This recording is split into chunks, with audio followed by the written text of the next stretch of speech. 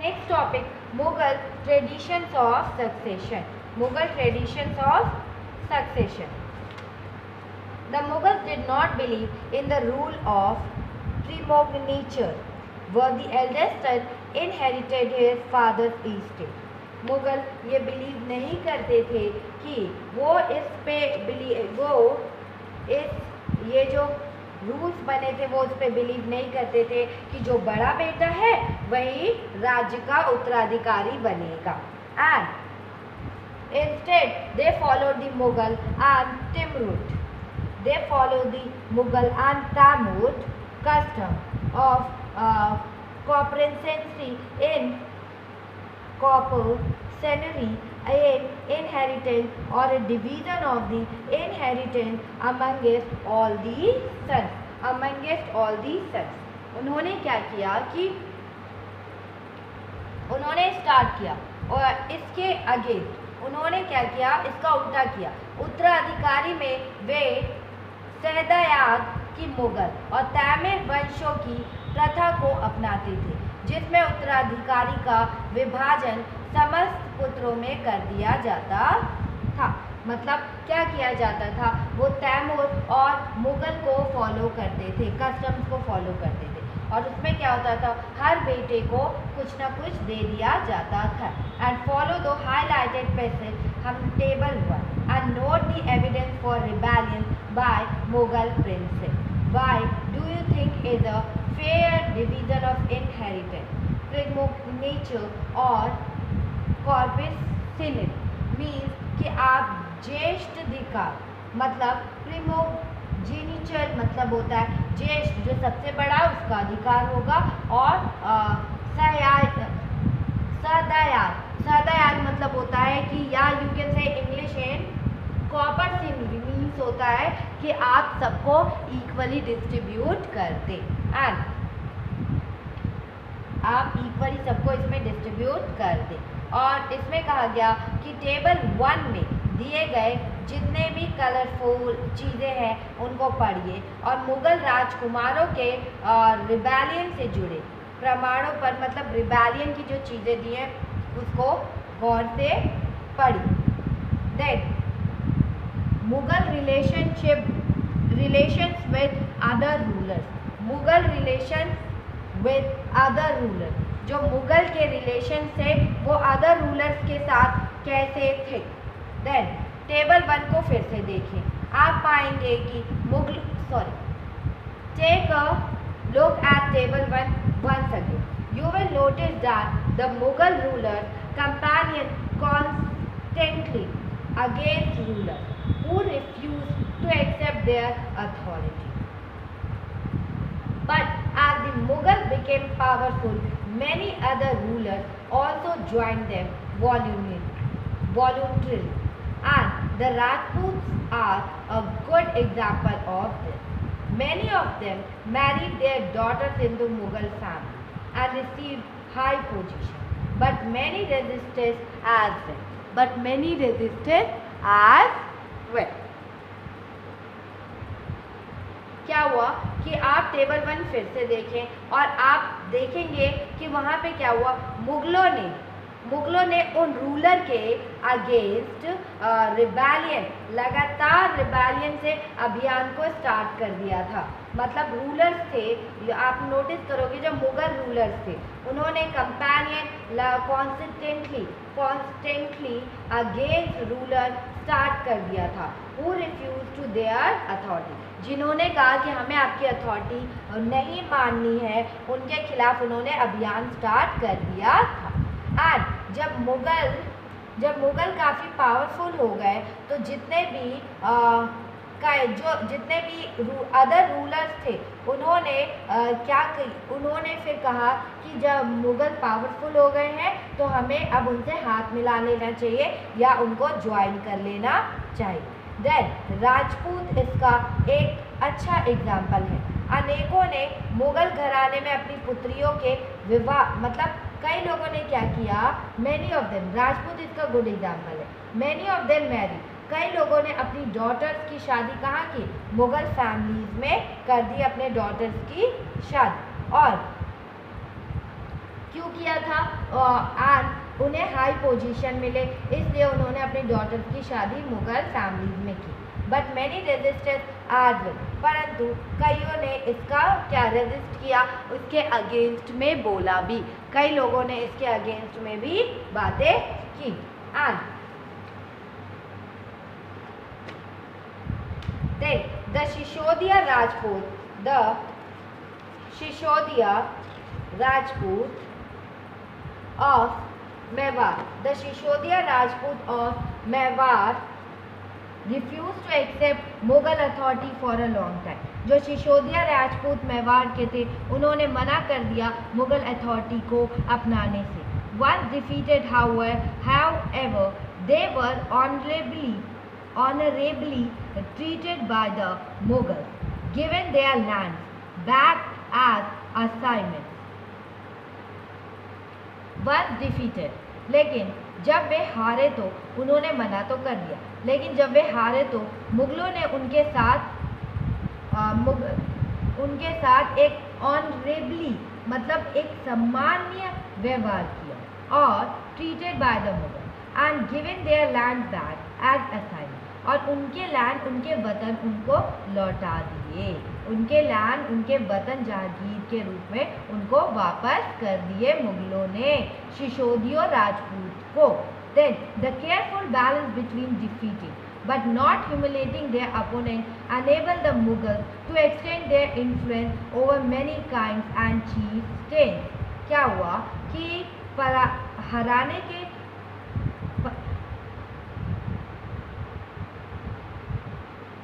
मतलब हरा दिया, लेकिन उन्हें क्या किया, उन्हें मतलब उन्होंने केयरफुल बैलेंस बनाया था बिटवीन। डिफीट तो कर दिया, लेकिन उनको ह्यूमिलेट नहीं किया। उन्होंने अपने अपोनेंट्स को क्या किया, ह्यूमिलेट नहीं किया। एंड इसीलिए जो मुगल है वो इंडिया के अदर रूलर और चीफटेन्स पर अपना एक अलग प्रभाव बढ़ा रही थे। मीन्स कि क्या हुआ, उन्होंने केयरफुल बैलेंस बनाया था कि उन्होंने किसी को डिफीट किया बट उसको ह्यूमिलेट नहीं किया, उसको नीचे दिखाने की कोशिश नहीं की थी अपने अपोनेंट्स को। And enable the Mughals to extend their influence, इसके कारण जो मुगल्स ने जितना वर्क किया, ये इनका इन्फ्लुएंस अदर मैनी किंग और चीफटेन्स पर ये इनका एक अच्छा प्रभाव पड़ रहा था। But it was difficult to keep this balance all the time. लेकिन ये बहुत डिफ़िकल्ट था कि इस बैलेंस को आपको बना के रखना all the time. Look at table 1 again. Table 1 को आप दोबारा देखिए. Note that Aurangzeb insulted Shivaji when he came to accept Mughal authority. What was the consequence of this insult?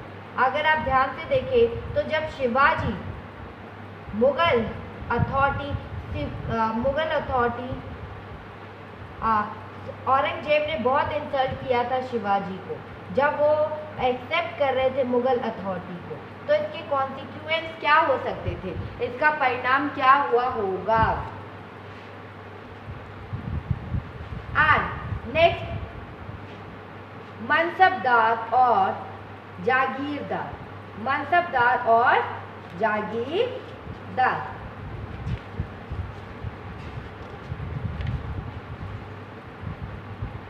As the empire expanded to encompass different regions, the Mughals recruited diverse bodies of people.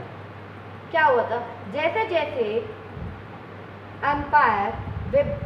जैसे जो empire था वो other regions में क्या हो रहा था, मिलते जा रहा था, वैसे वैसे मुगलों ने तरह तरह के सोशल ग्रुप्स के जो पीपल थे उनको अपने एडमिनिस्ट्रेटिव में रिक्रूट करना स्टार्ट कर दिया था, उनको अपने एडमिनिस्ट्रेटिव में रिक्रूट करना स्टार्ट कर दिया था। And from a small nucleus of Turkish nobles, they expanded to include Iranians.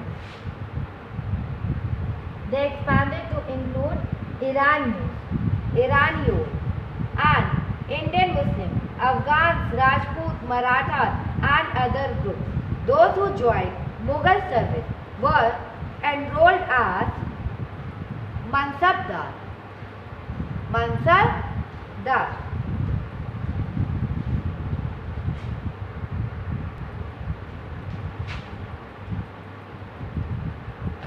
Starting में क्या हुआ कि जितने भी सरदार थे या तुर्की या तुरानी जो थे, तुर्किश थे, from a small nucleus of जो तुर्किश नोबल या तुरानी थे, दे एक्सपैंडेड टू इंक्लूड। उन्होंने क्या किया, वो जो छोटे छोटे ग्रुप के साथ उन्होंने अपने छोटे छोटे ग्रुप के साथ उन्होंने अपने आप को एक्सपैंड करना चाहा। ईरानियों, भारतीय मुसलमान, अफगानों, राजपूतों, मराठों और अन्य मराठों एंड अदर ग्रुप्स को भी इसमें उन्होंने इंक्लूड कर लिया। उन्होंने क्या किया, स्टार्टिंग में तो अधिकतर ज़्यादातर सरदार और तुर्की थे, लेकिन धीरे धीरे इस छोटे ग्रुप के साथ कई शासक, धीरे धीरे छोटे ग्रुप के साथ कई शासक भी जुड़ गए। एंड इसमें क्या थे, ईरानियों थे, भारतीय मुसलमान थे, अफगान थे, राजपूत थे, मराठा थे और भी अदर ग्रुप्स भी इसमें इंक्लूड हो गए। अदर ग्रुप्स को भी इसमें क्या किया गया, इंक्लूड कर लिया गया। और मुगलों की मतलब मुगल की सर्विस को हम एनरोल करते थे, तो मुगल की सर्विस में आने वाले जितने भी मुगल की सर्विस में जितने भी आने वाले नौकरशाह को हम क्या कहते थे, मनसबदार कहते थे। हम उन्हें क्या कहते थे, मनसबदार कहते थे। And the term mansabdar refers to an individual who holds a mansab, meaning a position or rank। जो टर्म था मनसबदार, ऐसे इंडिविजुअल्स, ऐसे व्यक्तियों के लिए होता था जिन्हें कोई मनसब यानी कोई पोजीशन और रैंक मिलता था, जिन्हें कोई मनसब यानी पोजीशन या रैंक मिलता था। Then it was a grading system used by the Mughal to fix rank, salary and military responsibility। वहाँ पे एक ग्रेडिंग सिस्टम था जिसके कारण आप उनको रैंक देते थे, सैलरी देते थे और क्या देते थे, और मिलिट्री रिस्पॉन्सिबिलिटीज देते थे। Rank and salary were determined by a numerical value called जद।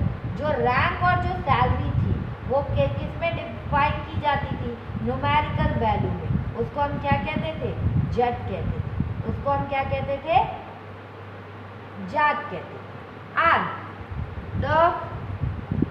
the higher the jat, the more prestigious was the noble's position in court and the larger his salary।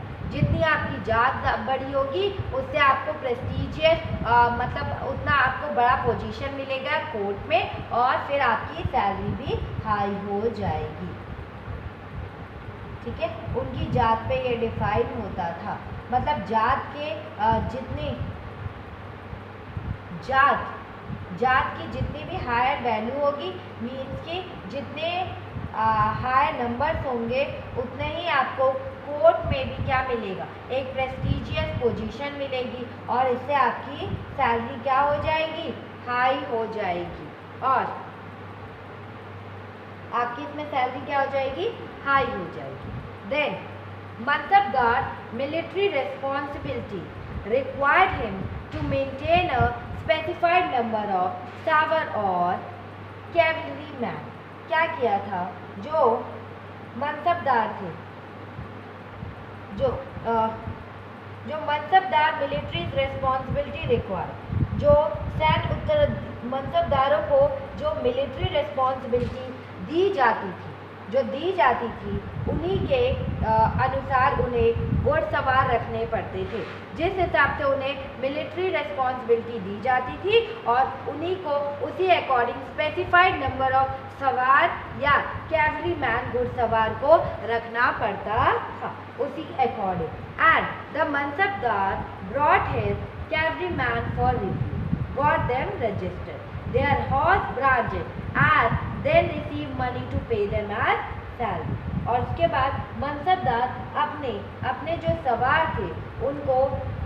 जो सवार थे उनको रिव्यू के लिए लेकर आता था और फिर उनका रजिस्ट्रेशन करवाया जाता था। जितने भी सैनिक थे, कैवलरी मैन थे, उनको रिव्यू के लिए लाता था और फिर उनको रजिस्टर करवाता था और इसके बाद रजिस्टर करवाता था।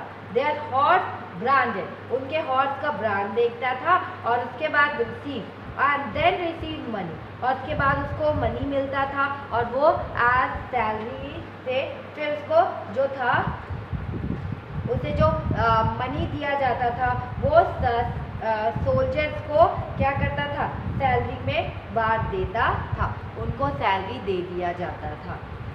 एंड जात, अगर जात रैंकिंग की बात करें तो नोबल्स विद जात ऑफ 5000 वर rank higher than those of 1000। 1000 में से 5000 जात वाले को क्या किया गया था, जो नोबल्स विद जात 5000 को हायर रैंक दी गई थी। 1000 में से 5000 लोग क्या थे,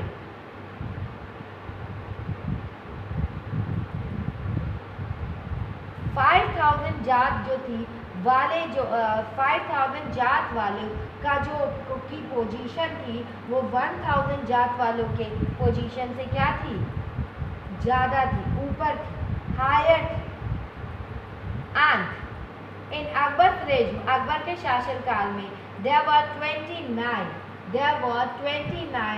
मनसबदार, 29 मनसबदार थे with a rank of 5000 जात, और उनकी रैंक क्या थी, 5000 जात की पदवी के थे, 5000 जात की पदवी के थे। By Aurangzeb's regime, the number of the Mansabdar has increased to 79. Would they have meant more expenditure for the state? क्या इसका अर्थ यह हुआ कि राज का खर्चा बढ़ गया? अगर जैसे ही आपके क्या मनसबदार के खर्चे बढ़ेंगे या आपकी जात का नंबर बढ़ेगा तो क्या आपके राज का भी खर्चा बढ़ेगा? यस, बढ़ेगा। And one more topic in page number 50, the mother Mughal marriages with Rajput, जो राजपूतों के साथ मुगलों की डॉटर्स की जो शादी मतलब राजपूतों के साथ की जाती थी, जो डॉटर्स की शादी थी वो मुगल फैमिलीज में जो की जाती थी। एंड यहाँ पे क्या लिखा, Mughal marriages with Rajput. The mother of Jahangir was जो जहांगीर की मदर थी वो कछवा की राजकुमारी थी, कछवा की प्रिंसेस थी। And daughter of the Rajput ruler of Amber, और वो किनकी डॉटर थी, अंबर, राजपूत रूलर अंबर की डॉटर थी। और अभी ये अंबर कहाँ है, Jaipur. The mother of Shahjahan was a Rathore, और शाहजहाँ की जो मदर थी वो राठौर प्रिंस थी और वो daughter of the Rajput ruler Marwar की थी, मतलब Marwar Jodhpur. And Mansabdars received their salary as revenue assignment called jagir, which were somewhat like iktas। क्या हुआ, मनसबदार को, जो मनसबदार है उनको सैलरी दी जाती थी और जब वो टैक्स को इकट्ठा कर लेते थे और उन्हें क्या रिसीव, उनकी सैलरी ऐसे रिसीव होती थी, रेवेन्यू असाइनमेंट के अकॉर्डिंग उनकी सैलरी रिसीव होती थी। उसे हम जागीर कहते थे, उसे हम क्या कहते थे, जागीर कहते। और वो मतलब एकता के ही सेम टू सेम थी, ठीक है, एकता के ही सेम टू सेम थी।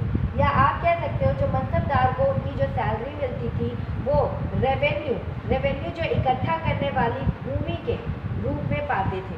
मीन्स कि क्या हुआ कि आप जब रेवेन्यू इकट्ठा कर लोगे तो आपको लैंड के मतलब जितना आपने रेवेन्यू इकट्ठा किया उसके बदले आपको क्या दिया जाएगा, इक्ता, या यू कैन से इक्ता आप कह लो या जागीर कह लो, मतलब आपको लैंड दिया जाता था। मीन्स आपको क्या दिया जाता था, लैंड प्रोवाइड किया जाता था।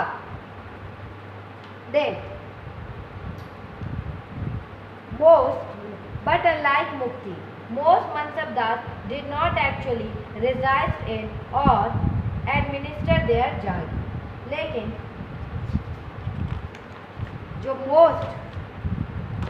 मनसबदार थे, वो जो मनसबदार का था ये मुक्ति से थोड़ा सा डिफरेंट था। अपने जागीरों पे नहीं रहते थे, वो अपने लैंड पे जो उन्हें लैंड दिए जाते थे उस पर नहीं रहते थे। उनके पास अपनी जागीर से केवल वो जागीर पे इसलिए नहीं रहते थे क्योंकि उन्हें कहा गया था कि आप उस जागीर जो आपको लैंड दिया गया है उससे आप सिर्फ रेवेन्यू को कलेक्ट करेंगे। उससे आप क्या करेंगे? सिर्फ रेवेन्यू को कलेक्ट करेंगे और आप उसमें एडमिनिस्टर नहीं बनेंगे, ठीक है? वो आपके हक में नहीं। And they only had right to the revenue of their asset which was collected for them by their servant, while mansabdar themselves served in some other parts of the country. क्या हुआ था? उनके पास अपनी जहांगीरों से केवल रेवेन्यू को collect करने का अधिकार था, राइट था, और ये जो रेवेन्यू थे उनके नौकर उनके लिए कलेक्ट करते थे, जबकि वे स्वयं देश के किसी अन्य भाग में काम करते रहते थे। अन्य प्लेस पे मतलब स्टेट के या कंट्री के दूसरे प्लेस पे वो काम करते रहते थे, और उन्होंने अपने सर्वेंट्स को कहा था कि आप लोग जाके वहाँ से कलेक्ट करेंगे। Then after in Akbar's reign, these Jahangir were carefully assessed so that their revenues were roughly equal to the salary of the mansabdar. Akbar के रेज में, शासनकाल में क्या हुआ? जो ये जहांगीर था, मतलब जागीर जो लैंड था, ताकि इसका जो रेवेन्यू था वो मनसबदार के सैलरी के तकरीबन बराबर था। जो रेवेन्यू आता था वो मनसबदार की सैलरी के इक्वल था। तो औरंगजेब क्या इक्वल था? बाय औरंगजेब रिज this was no longer the case and the actual revenue collected was often less than the granted sum. जो Aurangzeb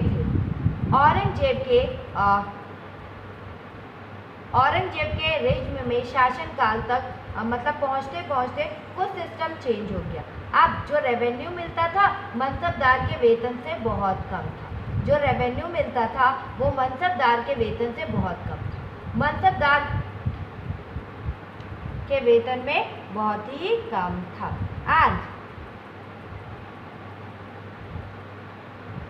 there was also a huge increase in the number of mansabdar, which meant a long wait before they received a Jahangir. अब क्या हुआ? मनसबदार की जो number थे मनसबदार भी increase हो रहे थे। Huge number in the number मतलब वो लोग भी काफ़ी इंक्रीज होने लग गए थे। लेकिन इसका मतलब क्या था? अगर वो ज़्यादा बढ़ जाएंगे तो फिर क्या होगा? लॉन्ग वेट करना पड़ेगा before they receive a Jahangir. आप मनसबदार के नंबर्स में मतलब काफ़ी बढ़ते जा रहे थे। इसके कारण उन्हें जो जागीर मिली थी, मिलने से पहले एक लंबा इंतज़ार करना पड़ता था। जागीर मिलने से पहले उन्हें क्या करना पड़ता था? एक लंबा वेट करना पड़ता था। और इसके कारण क्या हुआ? उनके नंबर, मनसबदार के नंबर बढ़ने के कारण क्या हुआ? जो जागीरदार थे, जो जागीर था वो शॉर्ट हो गया, वो शॉर्टेज इन दी जागीर हो गया। और एज अ रिजल्ट की बात करें तो jagirdar try to extract as much as revenue as possible while they had a jagir. और फिर Aurangzeb was unable to control these developments in the last years of his reign, and the peasantry therefore suffered tremendously। क्या किया गया? जागीर, मनसबदार बढ़ रहे थे, जागीर कम हो रहे थे, और कई जागीरदार जागीर रहने पर यह कोशिश करते थे कि वो जितना रेवेन्यू वसूल कर सके कर लें। और अपने रिज के अंतिम वर्षों में औरंगजेब इन परिवर्तनों पर कंट्रोल नहीं रख पाए और इस कारण किसानों को सबसे ज़्यादा मुसीबत झेलनी पड़ गई। क्या किया जा रहा था? जागीर तो हमारे हाथ में जाता जा रहा है, तो जितने वहाँ पे लोग थे वो क्या कर रहे थे, ज़्यादा से ज़्यादा रेवेन्यू को कलेक्ट कर रहे थे, जिससे कि उनको आगे प्रॉब्लम ना आए, जिससे कि उनको क्या हो, आगे प्रॉब्लम ना आए। एंड सफ़र ट्रेमेंडसली, लेकिन औरंगजेब अच्छे से कंट्रोल नहीं कर पाया डेवलपमेंट्स को, अपने शासनकाल को, और इसके कारण उसे काफ़ी सफ़र मुसीबतों का सामना करना पड़ गया था। Then and mansabdar on march with his sawar, mansabdar march पे निकले अपने सवारों के साथ। And detail from a miniature from Shah Jahan depicting corruption in his father's administration, a corrupt officer receiving a bribe and a tax collector punishing poor people. जो corrupt officer था वो receive कर रहा है ब्राइब, एंड ब्राइब मीन्स होता है कि लालच, या मतलब ब्राइब मीन्स आपको करप्टेड मतलब रुपए देना काम कराने के लिए, और जो टैक्स कलेक्टर था वो पनिश कर रहा है पुअर पीसेंट को, मार रहा है। और ये जो डिटेल दी गई है शाहजहां के राजकाल के लिए एक छोटी सी पिक्चर है, जहाँ पे दिखाया गया है कि वहाँ पे कितना करप्शन होता था, जहाँ पे शो किया गया वहाँ पे कितना ज़्यादा करप्शन होता था।